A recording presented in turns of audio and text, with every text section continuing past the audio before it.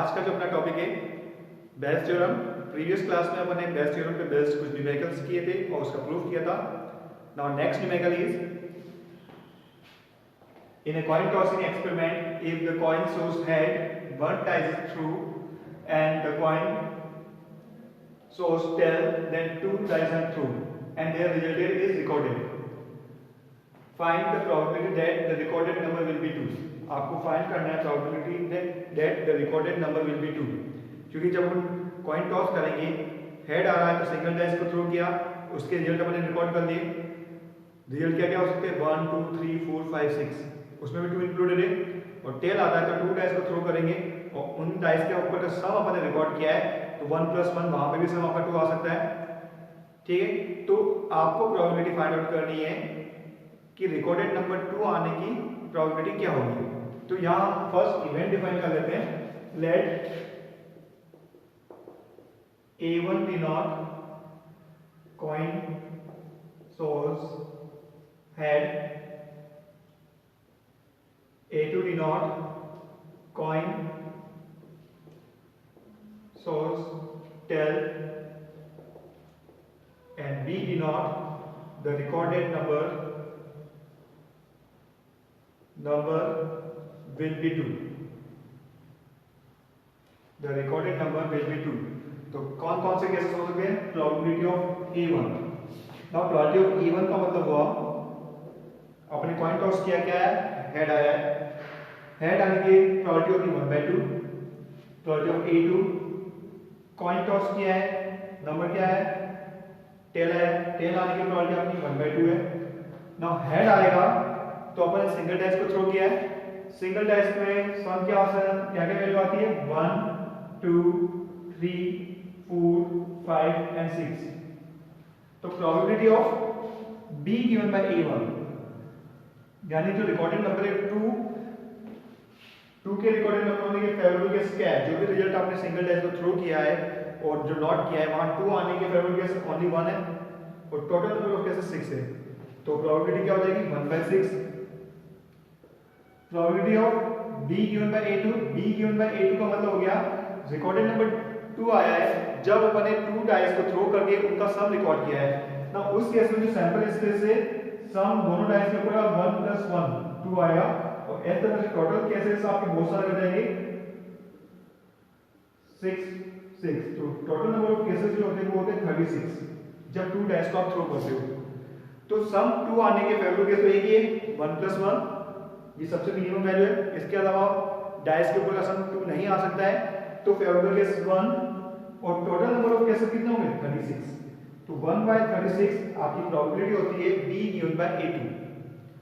Now ये तो होगी प्रोबेबिलिटीज। अब आपसे क्या पूछा गया है? Find the probability that recorded number will be 2। जो रिकॉर्डेड नंबर है वो 2 आने की प्रोबेबिलिटी, यानी आपको only probability of B find out करनी है। और प्रोबेबिलिटी ऑफ B जो है वो टेल या हेड कोई भी वैल्यू आए दोनों से आ सकता है। रिकॉर्डेड नंबर 2 अगर टेल आएगा सिंगल डाइस 2 डाइस थ्रो करनी है और हेड आया है तो सिंगल डाइस थ्रो करनी है और दोनों ही केस में रिकॉर्डेड नंबर 2 हो सकता है। तो दोनों केस या तो आपका हेड आएगा और सिंगल डाइस थ्रो करोगे वो 2 नंबर शो करेगा, या फिर आपका टेल आया 2 डाइस थ्रो की और वहां से रिकॉर्डेड सम 2 आया है। नाउ एक कंडीशनल प्रोबेबिलिटी है A1 और रिकॉर्डेड नंबर 2 दोनों आपस में डिपेंडेंट है। इसको अपन लिखेंगे probability of A1 B given by A1, probability of A2 B given by A2। Now probability of A1 की वैल्यू 1/2, A2 की value 1/2, B given by A1 1/6 and B given by A2 1/36। Values put कर दो 1/2 * 1/6 plus 1/2 * 1/36। 1/2 common आ जाएगा, LCM क्या आ जाएगा 36, 6 6 से 36, 6 + 1 कितना आ गया आपका 7/72। तो आपका आंसर आ गया 7/72 is the probability that the recorded number will be 2। ठीक है, तो ये आपकी प्रोबेबिलिटी है 7/72 is the probability that recorded number will be 2।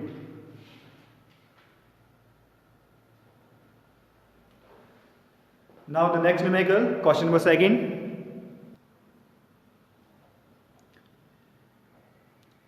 Now second numerical आपको दे रखा है, a pack of playing cards was found to contain only 51 cards. If the first 13 cards which are examined are all red, then find the probability that the missing card is black. तो इस numerical में क्या दे रखा है, आपको एक 51 cards का pack of playing cards they रखे हैं. टोटल कार्ड्स तो आपके 52 होते हैं, बट उसमें से एक कार्ड मिसिंग है. उन कार्ड्स को उसने दो पार्ट में डिवाइड कर रखा है, रेड एंड ब्लैक. तो टोटल जो कार्ड्स होते हैं 26 आपके रेड कार्ड होते हैं और 26 ही ब्लैक कार्ड होते हैं. ठीक है, डायमंड और हार्ट आपके रेड कार्ड में आ जाएंगे और बाकी जो है वो आपके ब्लैक कार्ड में आ जाएगी. तो 26 रेड कार्ड होते हैं अपने और 26 ही अपने ब्लैक कार्ड होते हैं. अब उनमें से कोई एक कार्ड मिसिंग है, वो आपका ब्लैक भी हो सकता है और रेड भी हो सकता है. उसके बाद उन 51 कार्ड्स के पैक में से वन बाय वन हमने 13 कार्ड्स चेक किए, वो सारे क्या निकले, रेड कार्ड निकले हैं. आपको पूछा गया है कि वो 13 कार्ड्स तो अपन चेक कर लिए, सारे रेड निकले हैं, बट जो मिसिंग कार्ड है उसके ब्लैक आने की प्रोबेबिलिटी आपसे पूछी गई है. ठीक है, मिसिंग कार्ड के ब्लैक होने की प्रोबेबिलिटी पूछी गई. तो यहाँ चीज रिवर्स हो गई, क्योंकि अपने पास ऑलरेडी पहले से एक कार्ड मिसिंग था, उसके बाद अपन ने 13 कार्ड्स चेक किए, वो 13 कार्ड्स आपके रेड आए हैं. बट ये कह रहा है कि उस जो सेकंड इवेंट है उसको लेकर चलना है, यानी 13 कार्ड्स आपने रेड सेलेक्ट कर चुके हैं. अब ये पूछ रहा है कि probability of missing card black की क्या होगी, यानी जो चीज लेके चलनी है वो आपका डिनोमिनेटर आएगा. मतलब यहाँ कंडीशनल प्रोबेबिलिटी या फिर अपन कह सकते हैं बेस्ट थ्योरम आपको यूज करनी है. तो सबसे फर्स्ट को डिफाइन कर देते हैं event. Here we can define the three event. Event number 1, A1, the missing card is red. A2 is the event, missing card is black.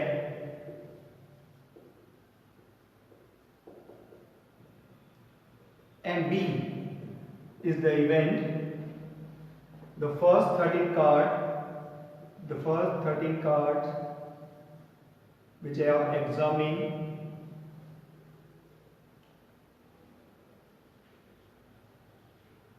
are all red. ये आपके तीन इवेंट डिफाइन कर लिए अपने, A1, A2 and B. Now probabilities क्या क्या होगी इसकी. टोटल 52 कार्ड्स होते हैं, जिसमें 26 आपके रेड कार्ड होंगे और 26 ही ब्लैक कार्ड होंगे. तो probability of probability of A1 क्या है, मिसिंग कार्ड इज रेड. कौन सा कार्ड मिसिंग है, रेड कार्ड मिसिंग है. Total number of favourable case कितने हुए हैं रेड कार्ड के, 26, और टोटल नंबर ऑफ केसेस आपके 52 होते हैं. तो कितनी होगी प्रोबेबिलिटी, 1/2 रेड कार्ड के मिसिंग होने की probability. Probability of A2 black card के मिसिंग होने की प्रोबेबिलिटी. टोटल ब्लैक कार्ड भी 26 होते हैं, तो फेवरेबल केसेस 26 और टोटल नंबर ऑफ केसेस 52, ये भी आपका 1/2 हो गया.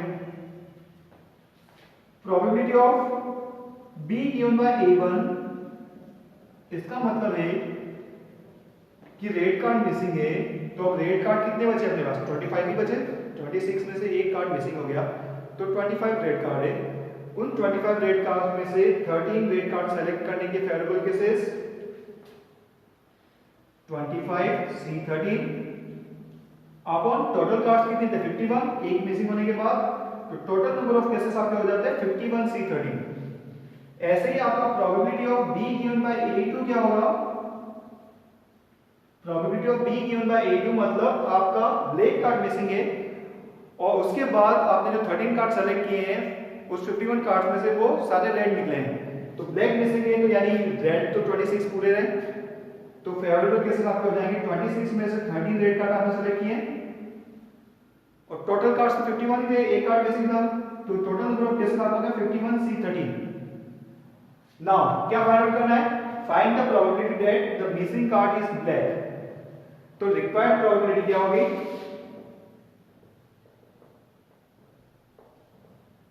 Required probability is given by, क्या लेके चलना है अपन को कि 13 कार्ड्स जो निकले वो सारे रेड निकले, वो आपको लेके चलना है. तो वो तो आपका डिनोमिनेटर में आ जाएगा, यानी प्रोबेबिलिटी ऑफ जो इवेंट B है वो तो आपका डिनोमिनेटर में आ जाएगा. और किसकी प्रोबेबिलिटी फाइंड आउट करनी है? मिसिंग कार्ड के ब्लैक होने की प्रोबेबिलिटी आपको फाइंड आउट करनी है, यानी A2। तो इसे क्या लिखेंगे? Probability of A2 given by B। हमें क्या फाइंड आउट करना है? Probability of A2 given by B। इसको वापस से एक बार समझ लो, जो हमें लेकर चलना होता है वो इवेंट आपका डिनोमिनेटर में आता है। तो फर्स्ट 13 कार्ड रेड निकले हैं, वो तो हमको लेकर चलना है, तो डिनोमिनेटर में इवेंट B आ जाएगा। और प्रोबेबिलिटी आपको फाइंड आउट करनी है ब्लैक कार्ड की मिसिंग होने की, इसलिए न्यूमरेटर क्या आएगा? A2। तो इसे लिखेंगे probability of A2 given by B। Now by conditional probability we can write this probability of A2 intersection B upon probability of B। But पहले कौन सा हो रहा है? इवेंट मिसिंग हो रहा है कार्ड, तो A2, इसे लिखेंगे probability of A2 into probability of B given by A2। Probability of B का मतलब जो फर्स्ट 13 कार्ड है वो रेड आने चाहिए, दोनों ही केस में रेड आ रहा है, तो यहां दोनों ही केस इंक्लूड हो जाएंगे। अगर रेड कार्ड मिसिंग है तो प्रोबेबिलिटी ऑफ A1, और उसके बाद 13 कार्ड्स आ रहे हैं रेड, तो उसे लिखेंगे probability of B given by A1। और अगर ब्लैक कार्ड मिसिंग है तो उसको लिखेंगे प्रोबेबिलिटी ऑफ A2, और उसके बाद जो फर्स्ट 13 कार्ड है वो रेड आ रहे हैं तो उसकी probability of B given by A2। Now values put कर दो। Probability of A2 1 by 2, probability of B given by A2 26, B given by A2 26 C13 upon 51 C13 upon 1 by 2 probability of A1 into probability of B given by A1 25 C13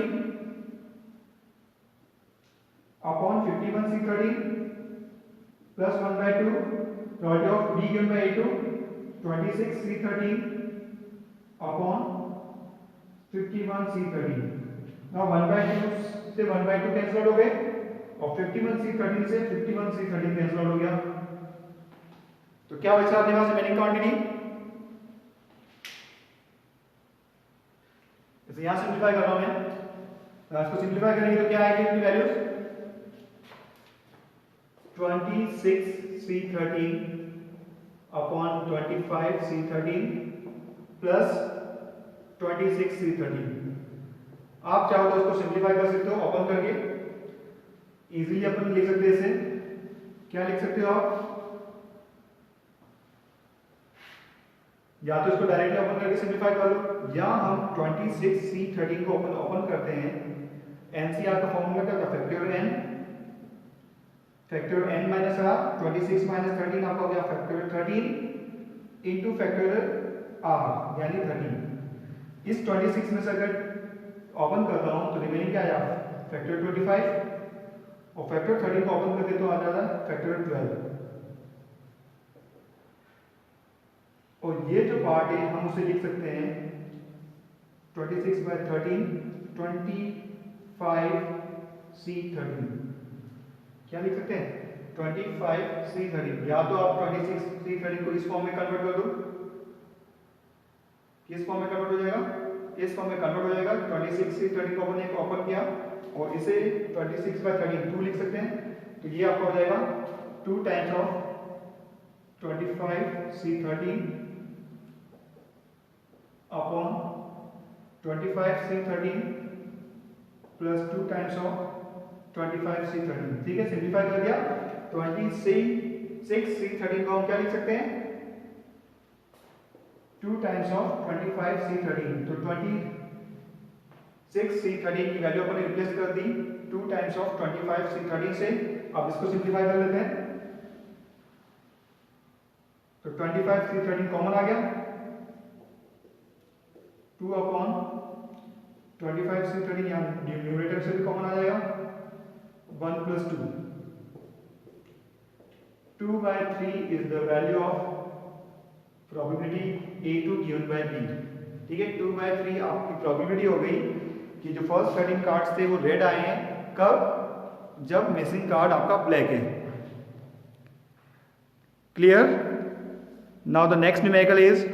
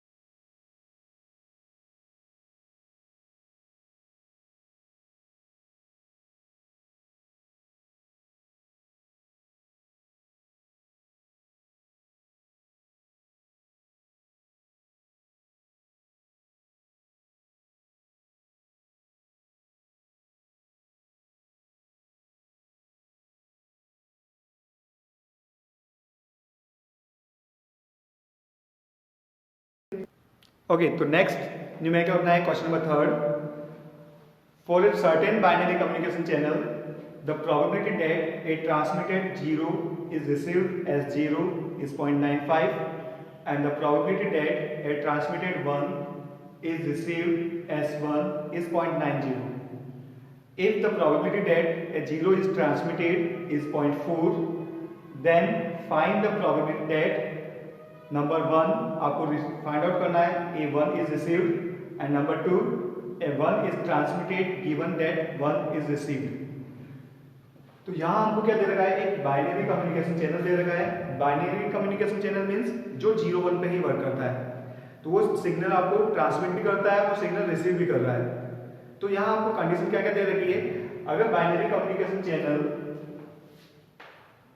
0 receive करता है, 0 transmit करने पर 0 के receive करने की जो probability है वो आपकी दे रखी 0.95 और 1 ट्रांसमिट करने पर 1 की रिसीव करने की जो प्रोबेबिलिटी है वो आपकी दे रखी 0.90.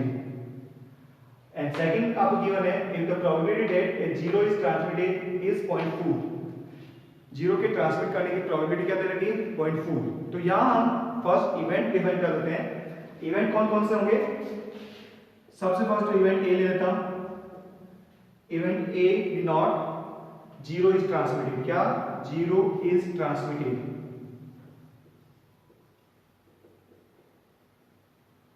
और बाइनरी कम्युनिकेशन चैनल में अगर 0 ट्रांसमिट नहीं होगा तो क्या चार्ज ट्रांसमिट होगा 1. तो इसका कॉम्प्लीमेंट जो होगा, ए कॉम्प्लीमेंट आपका डिनोट करेगा 1 इज ट्रांसमिटेड. क्या डिनोट करेगा 1 इज ट्रांसमिटेड. बी अपन ले लेते हैं 0 is received. B denote the event 0 is received. और 0 रिसीव नहीं होगा तो आपका रिसीव क्या होगा 1. तो B complement is the event 1 is received. तो इस तरह से अपने 4 इवेंट डिफाइन करते हैं. 4 इवेंट्स कौन कौन से, A 0 is transmitted, A complement 1 is transmitted, B 0 is received and B complement 1 is received. Now according to numerical कौन कौन सी वैल्यूज अपन को गिवन है. First if the probability that 0 is transmitted, 0 transmit करने का इवेंट कौन सा A, तो उसकी प्रोबेबिलिटी हमें गिवन है, जो गिवन वैल्यूज है न्यूमेरिकल्स के अंदर, प्रोबेबिलिटी ऑफ ए. ए किसको डिनोट कर रहा है, 0 को ट्रांसमिट करने का. और 0 को ट्रांसमिट करने की प्रोबेबिलिटी दे रखी 0.4. क्या दे रखी 0.4. तो प्रोबेबिलिटी ऑफ ए कॉम्प्लीमेंट क्या हो जाएगा, जब 0 ट्रांसमिट नहीं होगा तो क्या ट्रांसमिट होगा 1. और ए कॉम्प्लीमेंट डिनोट कर रहा है 1 को ट्रांसमिट करने की प्रोबेबिलिटी. उसे लिखेंगे अपन 1 minus probability of A. 1 minus 0.4 आपका हो जाएगा 0.6. तो ये तो होगी 0 की ट्रांसमिट करने की प्रोबेबिलिटी 0.4 एंड 1 को ट्रांसमिट करने की प्रोबेबिलिटी आपकी होगी 0.6. नाउ नेक्स्ट जो वैल्यूज गिवन है, 0 ट्रांसमिट होने पर 0 रिसीव करने की प्रोबेबिलिटी. ट्रांसमिट क्या होगा 0, तो क्या लेके चलना है 0 ट्रांसमिट हुआ है, तो यहां कंडीशनल प्रोबेबिलिटी आएगी. क्या लेकर चलना है 0 ट्रांसमिट हुआ है और 0 ट्रांसमिट करने का इवेंट है ए. रिसीव क्या किया है 0 और रिसीव करने की जो इवेंट है वो है बी. तो इसे बोलेंगे अपन probability of B given by A. कौन सी है, probability of B given by A. जब 0 ट्रांसमिट होना हुआ है और 0 ही रिसीव्ड हुआ है, उसकी जो प्रोबेबिलिटी गिवन है अपने पास 0.95. क्या गिवन है 0.95. नेक्स्ट गिवन आपके पास प्रोबेबिलिटी ऑफ 1 ट्रांसमिट होने पर 1 के रिसीव होने की प्रोबेबिलिटी आपको गिवन है. 1 को ट्रांसमिट करने का इवेंट है ए कॉम्प्लीमेंट, ये लेकर चलना है. और रिसीव क्या किया अपन ने 1 यानी बी कॉम्प्लीमेंट. इसे लिखेंगे अपन probability of B complement given by A complement और वो दे रखा आपका 0.90. अब बाइनरी कम्युनिकेशन चैनल है, जब अपन ने 0 ट्रांसमिट किया तो या तो रिसीव 0 होगा या 1, दो ही केसेस बनते हैं अपने पास. तो 0 ट्रांसमिट करने पर 0 की प्रोबेबिलिटी तो अपन ने लिख दी 0.95, बट 1 भी तो रिसीव हो सकता है. और 0 ट्रांसमिट होने पर 1 रिसीव यानी बी कॉम्प्लीमेंट की प्रोबेबिलिटी क्या हो जाएगी, टोटल प्रोबेबिलिटी तो आपकी 1 ही होती है. तो उस 1 में से 0.95 आपका माइनस हो जाएगा. क्या आ जाएगी 0.05. तो 0.05 is the probability when 0 is transmitted and 1 is received. Second case भी ऐसे ही हो जाएगा। ये आपकी प्रोबेबिलिटी है 1 ट्रांसमिट होने पर 1 के रिसीव होने की, बट 1 रिसीव नहीं होगा तो क्या रिसीव हो सकता है? 0। तो इसे भी अपन लिख सकते हैं प्रोबेबिलिटी ऑफ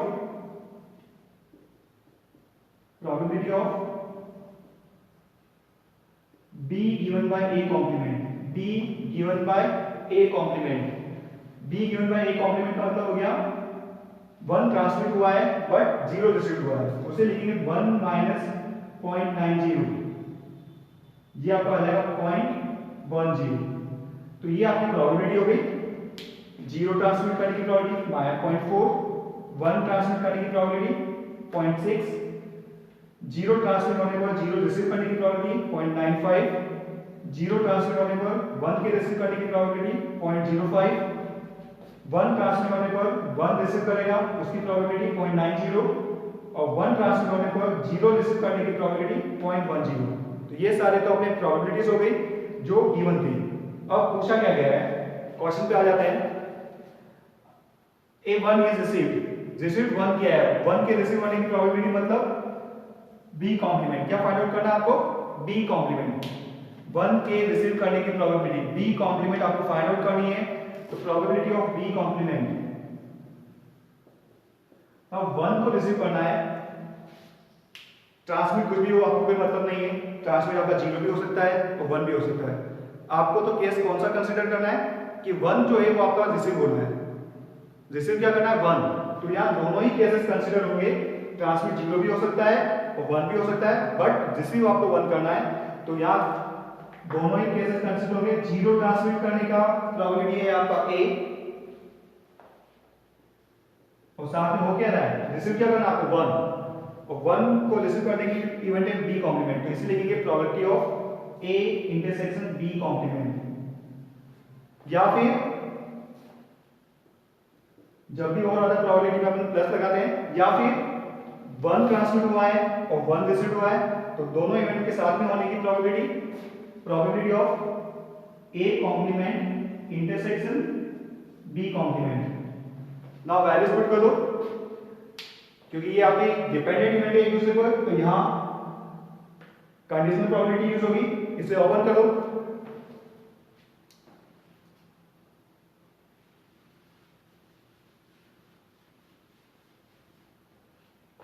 नाउ इसे ओपन करेंगे तो प्रोबेबिलिटी ऑफ B कॉम्प्लीमेंट आपका आ जाएगा। फर्स्ट क्या हो रहा है? ट्रांसमिट हो रहा है, तो probability of A into probability of B complement given by A plus probability of A complement into probability of B complement given by A complement. Values put कर दो। प्रोबेबिलिटी ऑफ A आपका आ रहा है 0.4, probability of B complement given by A 0.05 plus probability of A complement 0.6 into probability of B complement given by A complement 0.90। Now multiply करो इसे, 0.4 into 0.05 0.02 plus 0.6 into 0.9 0.54। तो 0.56 is the probability that 1 is received. तो first part complete हो गया। 0.56 is the probability that 1 is received. Now second part क्या find out करना है? A 1 is transmitted given that 1 is received। क्या लेकर चलना है? 1 रिसीव्ड हुआ है और 1 को रिसीव करने की का इवेंट था B कॉम्प्लीमेंट। क्या था? B complement. और प्रोबेबिलिटी क्या फाइंड आउट करना? 1 को ट्रांसमिट करना है। किसको ट्रांसमिट करना है? 1 को ट्रांसमिट करना है, और 1 को ट्रांसमिट करने का इवेंट था A कॉम्प्लीमेंट। तो आपको निकालना है probability of A complement given by B complement. तो इसे लिखेंगे, कंडीशनल प्रोबेबिलिटी लग जाएगी यहां पे, probability of A complement intersection B complement given by probability of B complement. Now से ओपन करो,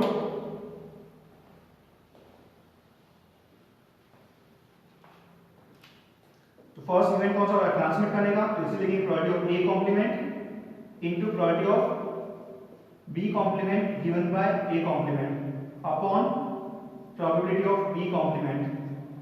वैल्यूज पुट कर लो. probability of A complement है आपका 0.6 into probability of B complement given by A complement 0.90 upon probability of B complement. अभी जैसे अपन ने solve किया है 0.56. इसे सिंप्लीफाई कर लो. 0.6 into 0.90 0.54 अपॉन 0.56. ठीक, 0.54 अपॉन 0.56. इसको सिंप्लीफाई करेंगे तो आपका आंसर आएगा 0.9643. तो 0.9643 is the probability that a one is transmitted given that one is received. ठीक है, जो भी इवेंट आपको गिवन होगा वो हमेशा डिनोमिनेटर में लेके चलना है कंडीशनल प्रोबेबिलिटी में.